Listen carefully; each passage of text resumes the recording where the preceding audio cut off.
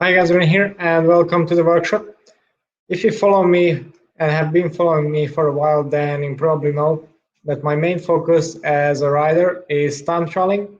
It's the discipline I like the most and what I'm the best at, so that's what I'm trying to improve even more. My goal for last year was winning the time trial nationals, which didn't go as planned, and I was already at a quite a high level with my fitness and equipment.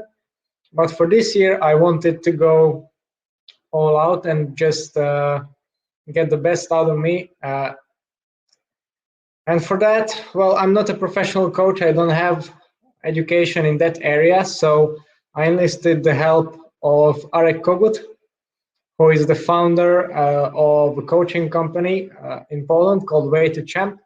And since January, we've been working together on improving my time trialing, improving my power output, and hopefully making me faster. And if you follow me on Strava, then you know that this involves some pretty big changes in my training.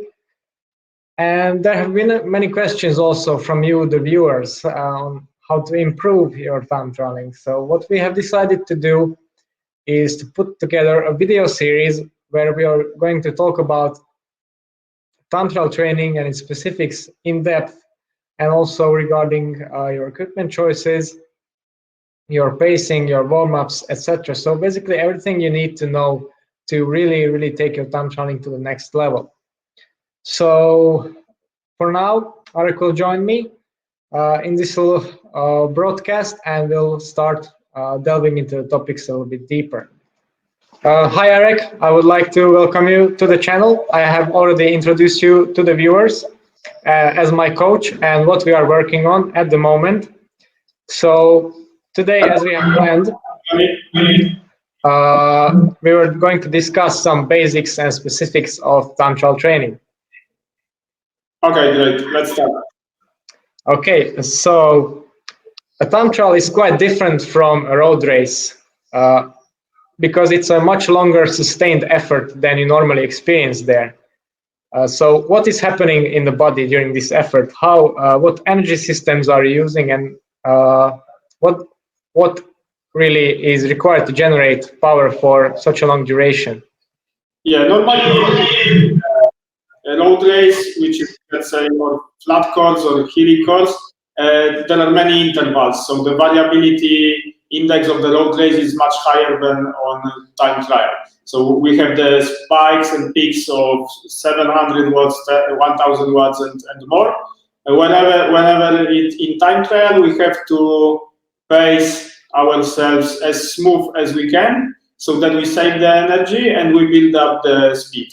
And for me, as the coach and as a former athlete, I was also racing for 10 years in time trialing and road racing. The most important in time trial is speed. So we build the speed up with two things, the power and the position on the bike. So we will go over the position and over the equipment in the next chapters. But for now, what is most important for me as a coach and for you as you are doing time trials, you, Ronnie, and the people who are listening to us, is going as smooth as possible. And also what I see, the big mistake is that some people are trying to go too fast at the very beginning because That's a common mistake.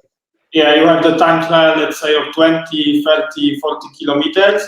And on the first minute, it's very easy. You have the adrenaline boosting, you are boosted with caffeine also, you are good warm up, and you see 400 watts, let's say, on your device. And yeah, that's really nice. I don't feel the chain, let's say, yeah, so my legs are really fresh, so I can put it. It will be my day, yeah.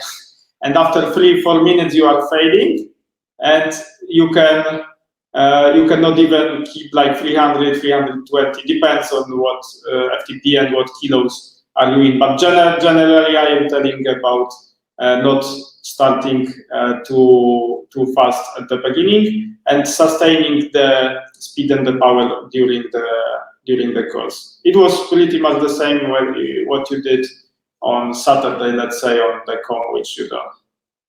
Yeah, I have a bit of experience with time trialing, so I was careful with that. So basically, what we need to get a good time trial is to get a high FTP. Is that correct? A high threshold power that we can sustain. Yeah. If you want to be the champion of time trialing, at first you have to build your FTP, but then when you get to it, then you want to make it even higher and make the anaerobic systems also working very well. Because let's say most of us can hit the FTP of around 4.2 to 4.6, and it is not very demanding due to the physiological and genetical systems or history. So I mean that if you want to go 5 watts per kilo or more, as you have to be genetically talented. So I mean VO2 max of 70 and above. But most of people can easily, I mean not easily, it's hard of course, but it's possible to get to around 4.5, which is pretty well due to most of the amateurs, especially if you connected with the good position, good bike, good equipment. So it is yeah, it is giving you nice speed of around 44, 45 kilometer per hour, depends on the course. But generally, you want to build up the FTP, and also you want to build up the endurance. So at the very beginning, those are two most important elements. If you are using the training peaks and you are seeing all the numbers, I will not concentrate only on doing short, hard intervals on time trial, but I will also focus on building the endurance engine. Because it is working like this, especially if you have long time trials, like all above 20 minutes, let's say, that your aerobic system is very important, and the body is depending not only on the threshold power and anaerobic systems, but on the very great amount on the anaerobic one. So with the oxygen. So you want to hit every, let's say, 7 to 10 days a good endurance workout. So I mean by this 3, 4, 5 hours, depends on your level, just to build up the aerobic engine and make sure that it is also on the good level. Yeah, so we can sum it up basically that FTP is important, but you need to work also around that, so below and above, to have all the systems ready to give a good performance. Okay, and it's a theme that's often discussed now. How does strength training on and off the bike come into this?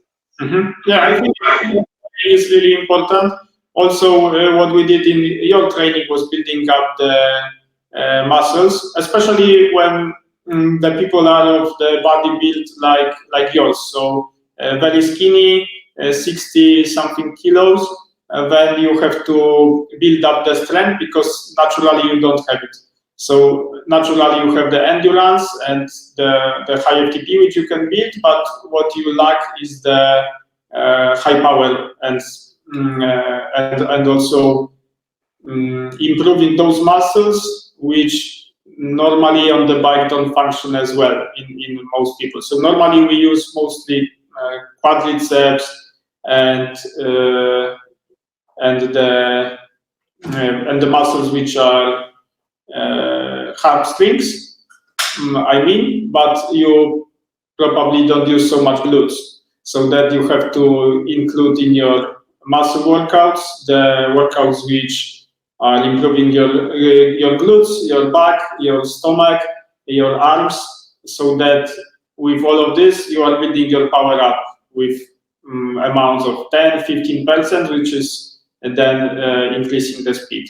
But I will concentrate for sure on the gym. And if you are the beginner or you are not so advanced in time trial, I would hit into 1 gym per week, and the best is 2 to 3 times. But at first, even 1 time per week will give you a very big boost in the power, especially if you haven't done it before.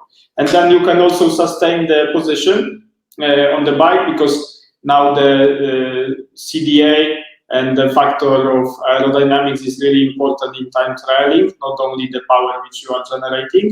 And the stronger upper body you have, so the back, the stomach, the arms, the easier you can sustain the very demanding position, so that the legs have the bigger, let's say, room to generate the power, because they don't have to sustain the upper body.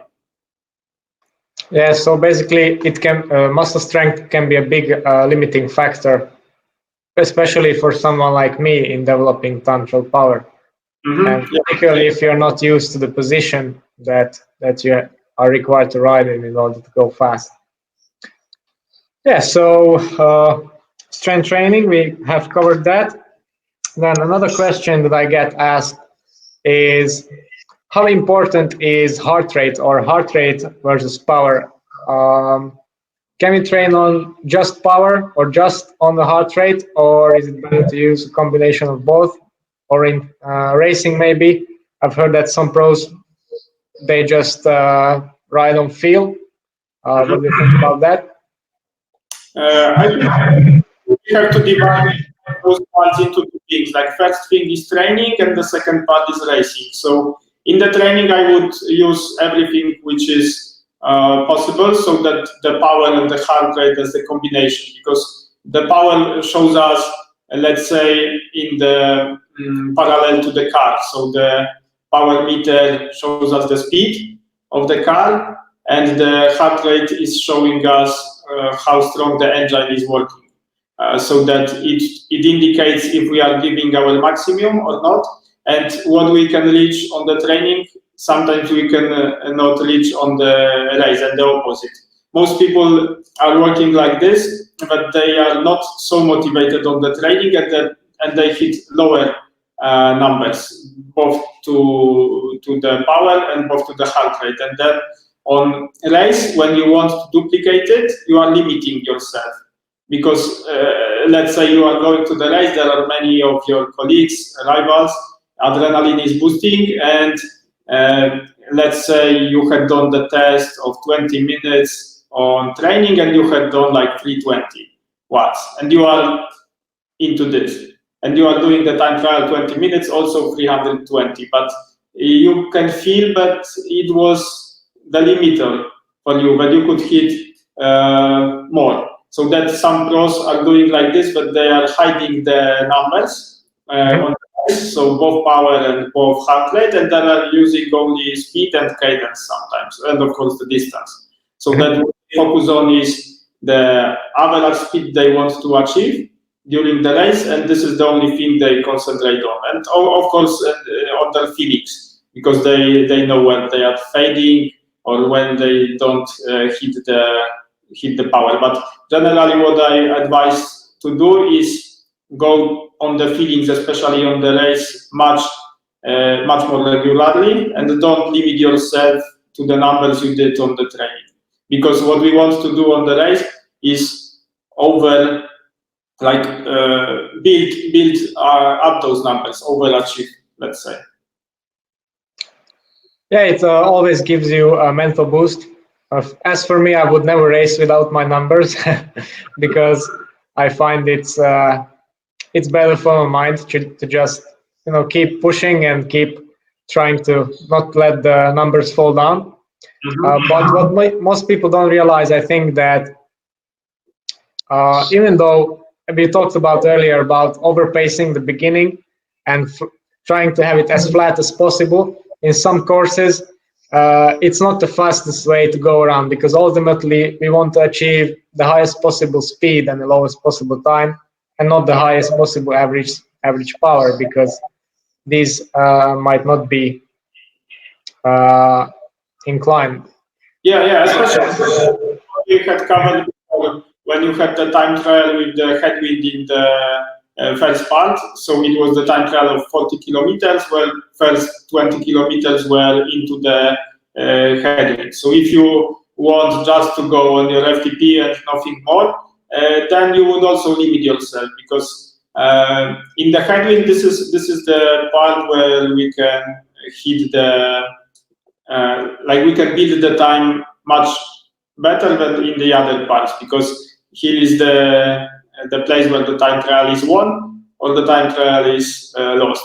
So that this is also why we are working on anaerobic systems and on the muscle power to go on such segments and such parts of the course higher than FTP. So 110, 120 even percent of FTP to go those few percents higher, because on the finish we know that every second counts. So yeah, and that's in the hard parts, that on the climbs, on the headwind, that's where you can save time, where, for example, in the high speed section it's very difficult to gain time without expending too much power. Okay, so I think those are the basics covered. For the next one, we are going to look into periodization of time trial training and how to divide your season, how to do your cycles, and what to focus on. So if you're interested in that, we'll be back with Arek and we'll look in depth at my training and how it should look like as far as the season goes. So that's all for today. Thank you, Arek, for joining me. thank you very And much. helping the viewers and helping me, of course. And we'll see each other next time. Thank you. Bye. Bye.